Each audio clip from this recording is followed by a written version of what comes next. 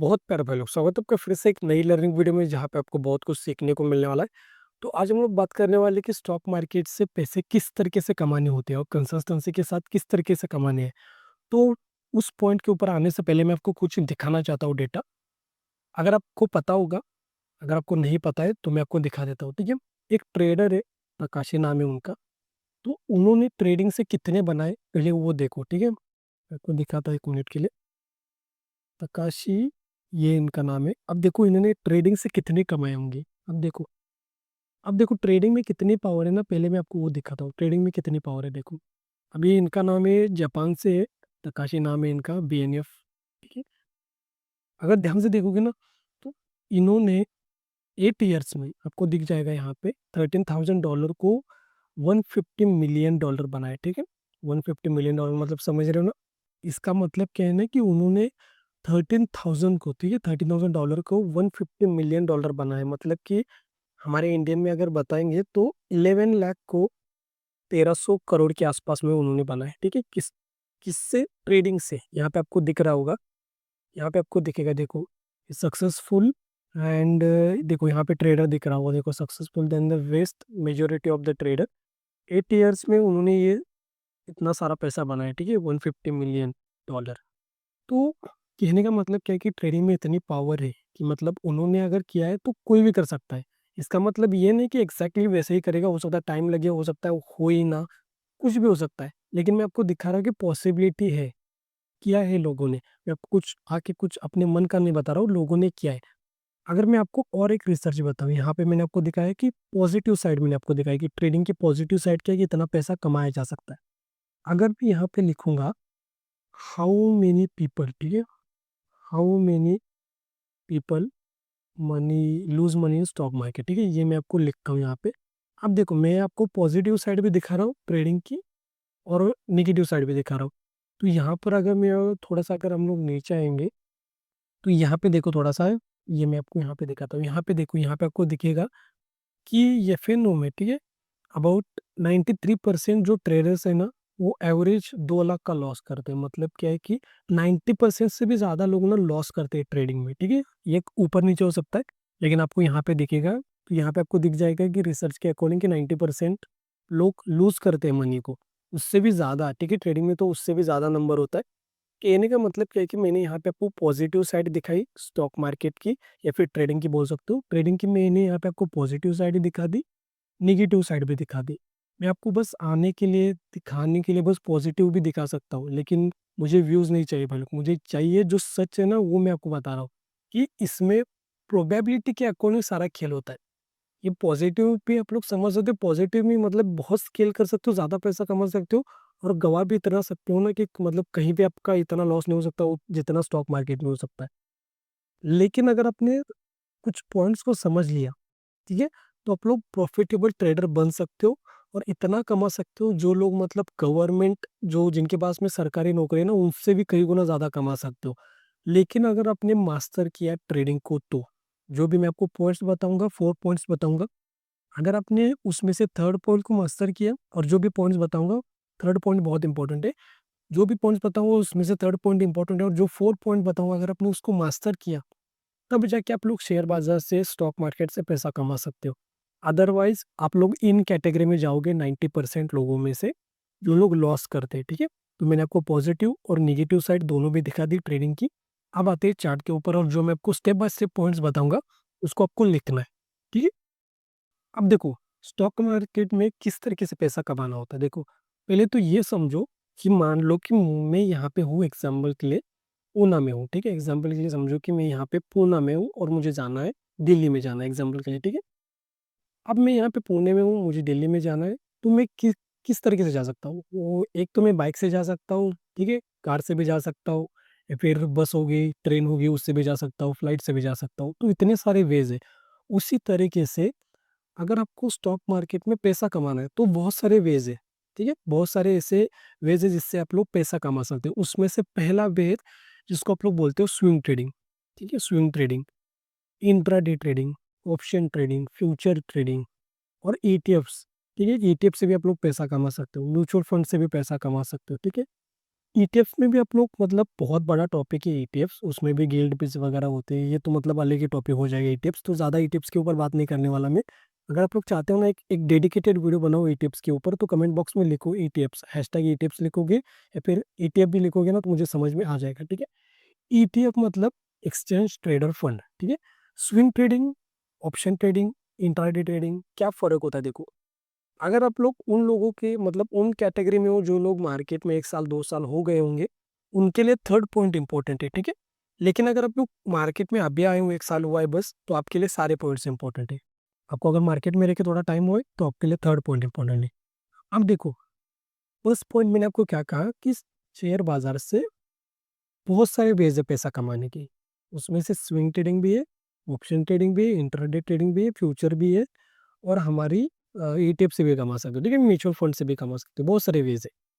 अब पॉइंट क्या है ना कि इसमें पैसा अब किसको चूज करें।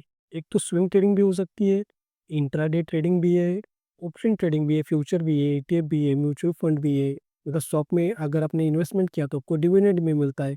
बहुत सारे वेज है पैसे कमाने के।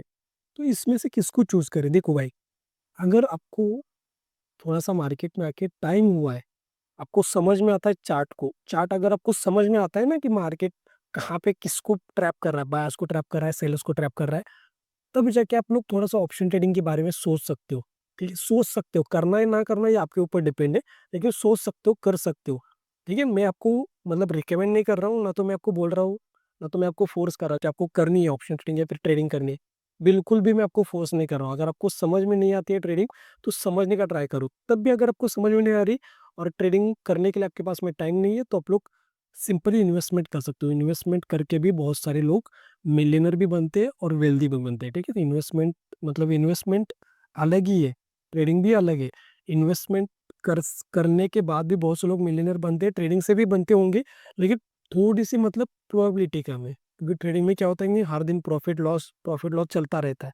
इन्वेस्टमेंट पे कैसा, आज अगर आपने इन्वेस्ट किया तो 10 साल 5 साल 15 साल 20 साल के लिए वो इन्वेस्ट ही हो गया। तो पहला पॉइंट क्या है कि स्टार्टिंग कहाँ से करें। तो अगर आपको स्टार्ट करना है, अभी अभी अगर आप शेयर बाजार में आए हो, स्टॉक मार्केट में आए हो, तो आप लोग लर्निंग के ऊपर फोकस करो। लर्निंग जैसी ही कंप्लीट हो जाएगी ना, तब आपको जाके 500 रुपये लेके आने हैं। कितने? 500 रुपीज ओनली। और 500 रुपीज को इन्वेस्ट करना है स्विंग ट्रेडिंग में। अब स्विंग ट्रेडिंग में देखो आप लोग कितना बना पाते हो। स्विंग ट्रेडिंग में इजीली आपको 5% से 10% के आसपास में मिल जाएगा, लेकिन अभी डाउन ट्रेंड चल रहा है तो आपको मिलने की प्रोबेबिलिटी बहुत कम है। ये मार्केट जब डाउन ट्रेंड में चलता है तो आपको कुछ नहीं मिलने वाला, आप अगर आपने बाई किया है तो। लेकिन जब मार्केट अप ट्रेंड में होता है तो आपको 5% 10% मंथली इजीली मिल जाएगा, लेकिन आपको मतलब लगातार नहीं मिलेगा। ठीक है, अगर आपके पास में एक स्ट्रैटेजी होगी स्विंग ट्रेडिंग की तो हो सकता है मिले, लेकिन देखो सबकी प्रोबेबिलिटी है। आप लोग कैपिटल को डबल कर सकते हो, the answer is yes, capital को भी डबल किया जा सकता है। लेकिन अगर आप लोग 10,000 के 20,000 कर सकते हो, तो 100 करोड़ के 200 करोड़ करना मुश्किल है, क्योंकि कैपिटल बड़ा हो जाएगा ना तो रिस्क इतना कोई नहीं लेता। तो समझो पहली बात तो, पहला पॉइंट क्या है कि आपको अगर स्टार्ट करना है तो पहले स्विंग ट्रेडिंग से कर सकते हो। अगर आपको ऐसा लग रहा है कि मैं कमा रहा हूँ, तब जाके आपको इंट्राडे ट्रेडिंग में शिफ्ट होना है।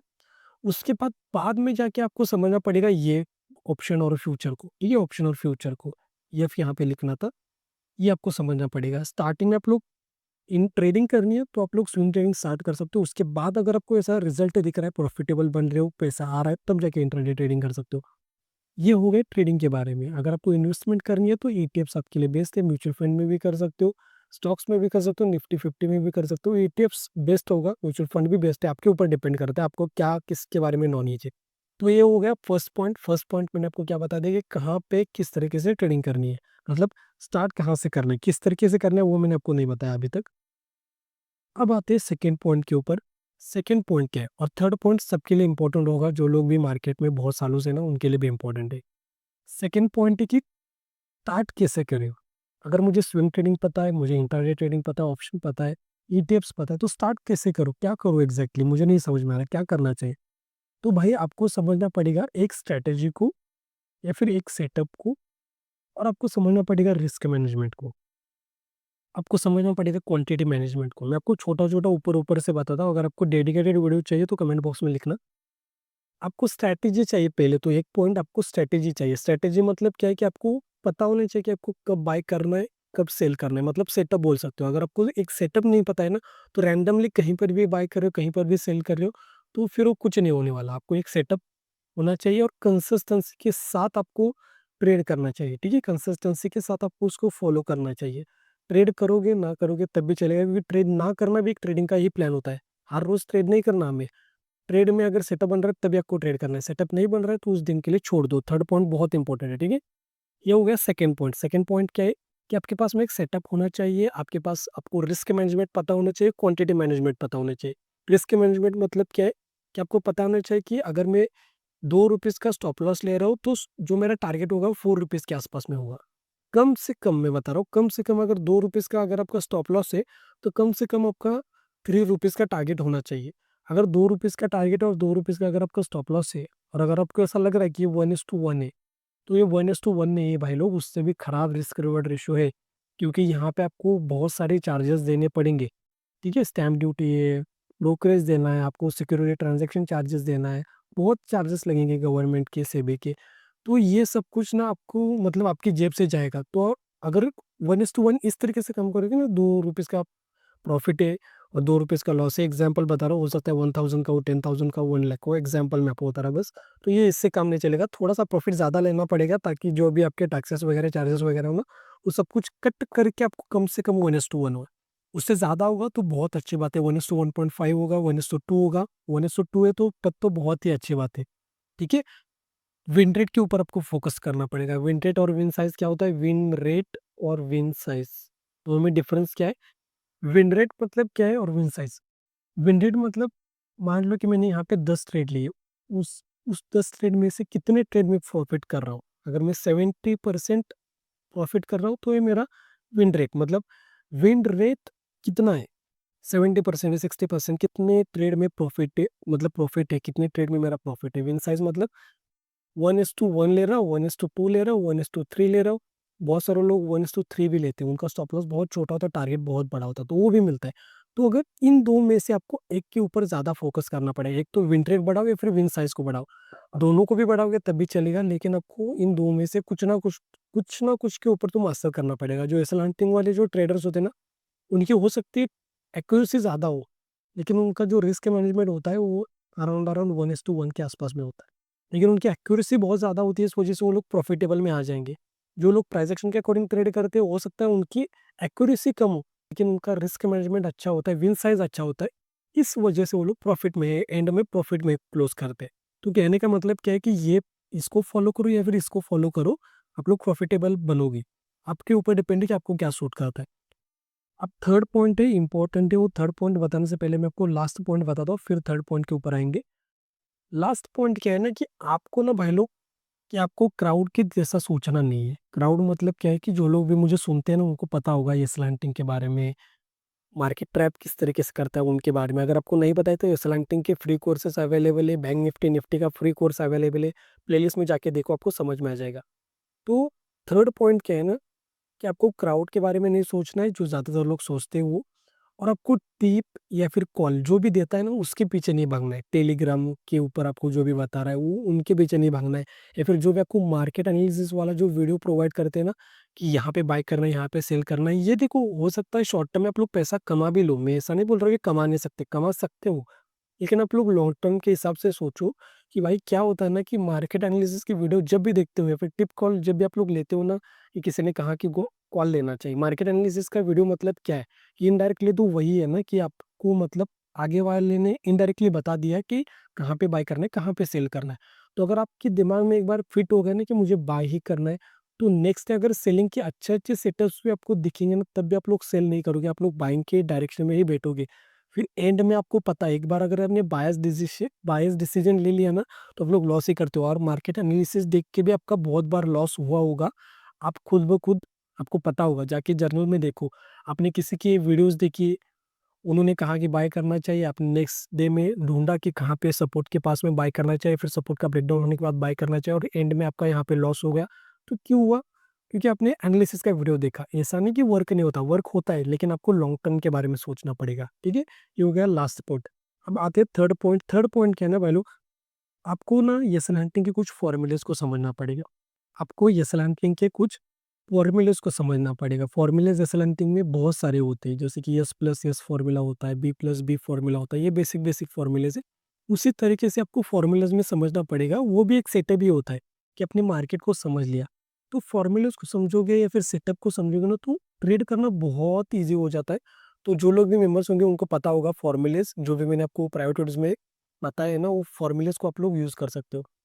अब देखो, मेरे कहने का मतलब क्या है ना, कि आपको अगर इतने एक बार अपने फॉर्मूलाज को समझ लिया कि चार्ट पैटर्न कब वर्क होता है, चार्ट पैटर्न कब नहीं वर्क होता, मार्केट कब ट्रैप करता है, कब नहीं करता है, क्योंकि सपोर्ट का अगर ब्रेकडाउन होगा तो ऐसा नहीं कि वो ट्रैप ही करेगा, हो सकता है सपोर्ट का ब्रेकडाउन होने के बाद मार्केट कंटिन्यूएशन में भी चला जाए। आपको पता होना चाहिए कि कब मार्केट कंटिन्यूएशन में जाता है सेलर्स को बिना ट्रैप किए, और कब ट्रैप करता है। ये होता है फॉर्मूला। ये आपको फॉर्मूला को समझना पड़ेगा। तो थर्ड पॉइंट में क्या है ना, कि आपको थोड़ा सा एडवांस को समझना पड़ेगा। एडवांस मतलब फॉर्मूला को समझना पड़ेगा। एसएल हंटिंग का जो कोर्स है ना, एसएल हंटिंग की सीरीज फ्री में अवेलेबल है, जाके कंप्लीट करो। बहुत सारी वीडियोस में मैंने आपको फॉर्मूलेस बताए, तो कंप्लीट करोगे ना, तो आपको कुछ कुछ फॉर्मूलेस मैंने आपको बताया, तो जाके कंप्लीट करो, आपको फॉर्मूलेस मिल जाएंगे। तो आज की वीडियो में मैंने आपको क्या क्या सिखाया, पहला point, second point, third point, fourth point, ठीक है। मैंने आपको सारे पॉइंट्स को कवर किया, प्लस मैंने आपको ट्रेडिंग का पॉजिटिव भी बताया, नेगेटिव भी बताया, कि इतना पॉसिबिलिटी है। किसी ने 11 लाख से 11 लाख को 1300 करोड़ बनाए, और ज़्यादातर लोग लॉस भी करते हैं। मतलब पॉजिटिव और नेगेटिव भी मैंने आपको बता दिया। और सबसे इंपॉर्टेंट क्या है, कि आपको टिप कॉल किसी से नहीं लेना है। जो भी करना है आपके दिमाग लगा के करो, ठीक है। अगर आप लोग पहली बार आ रहे हो, तो आपको क्या करना है, दिमाग लगा के करना है, पेपर ट्रेडिंग करनी है। उसके बाद इन्वेस्टमेंट करो, थोड़ा थोड़ा प्रॉफिट कैश में ट्रेडिंग करो, इंट्राडे ट्रेडिंग में मत आओ। अगर आपको प्रॉफिटेबल बन रहे हो, प्रॉफिट आ रहा है, तभी इंट्राडे ट्रेडिंग में आना है। ऑप्शन ट्रेडिंग और फ्यूचर ट्रेडिंग से दूर रहना है भाई लोग, ठीक है। क्योंकि स्टार्टिंग में आओगे ना, तो पूरा दे के जाओगे, मार्केट से कुछ लेके नहीं जाओगे। हो सकता है तुक्के से हो जाए प्रॉफिट, लेकिन कंसिस्टेंसी के साथ आपको प्रॉफिट नहीं होगा। तो आपको पेड कैश में ट्रेडिंग करनी है। अगर पैसा बन रहा है तभी इंट्राडे ट्रेडिंग करनी है। ऑप्शन ट्रेडिंग और फ्यूचर ट्रेडिंग से दूर रहना है। और इंपॉर्टेंट पॉइंट क्या था, कि आपको थोड़ा सा एडवांस को समझना पड़ेगा, आपको फॉर्मूलाज वगैरह को समझना पड़ेगा, एसएल हंटिंग को थोड़ा सा एडवांस में समझना पड़ेगा। अगर आपके दिमाग में कुछ भी क्वेश्चन आ रहा है, तो आप लोग मुझे आके इंस्टाग्राम के ऊपर मैसेज कर सकते हो। इंस्टाग्राम की जो आईडी है उन्हें डिस्क्रिप्शन अंदर मैं लिंक डाल दूंगा। तो जो भी आपके दिमाग में क्वेश्चन आए, कुछ भी आए, ठीक है, प्रॉब्लम जो ट्रेडिंग से रिलेटेड जो भी आएगी ना, वो मैं मुझे इंस्टाग्राम के ऊपर मुझे सेंड करो। जो भी प्रॉब्लम होगी, मैं 100% उस प्रॉब्लम को सॉल्व करने का ट्राई करूंगा। और जो भी प्रॉब्लम आ रहा है, जो लोग अपनी भी मेंबरशिप लिया, आप लोग मुझे इंस्टाग्राम के ऊपर मैसेज करो भाई लोग, ठीक है। इंस्टाग्राम के ऊपर जैसे ही मैसेज करोगे ना, तो मैं प्राइवेट नोटिस का एक्सेस आपको सेंड कर दूंगा। तो आई होप कि आज की वीडियो में आपको बहुत कुछ सीखने को मिला होगा। तो अगर आप लोग चैनल पे नए हो, तो चैनल को सब्सक्राइब करके बेल नोटिफिकेशन बेल को भी ऑन कर सकते हो। और जो भी आपके फैमिली फ्रेंड है, उनके साथ भी वीडियो को शेयर करो, ताकि उनको भी फ्री नॉलेज से कुछ सीखने को मिले। तो मिलते हैं हम लोग नेक्स्ट वीडियो में। तब तक के लिए आप लोग इन दो वीडियो में से राइट वाले वीडियो के ऊपर क्लिक करके एसएल हंटिंग के बारे में बहुत कुछ सीख सकते हो। तो जल्दी से राइट वाले वीडियो के ऊपर क्लिक करो, मैं आपको वहीं पे मिलूंगा। तो यहाँ तक वीडियो देखने के लिए भाई लोग थैंक यू सो मच। बहुत प्यार आपको, थैंक यू सो मच।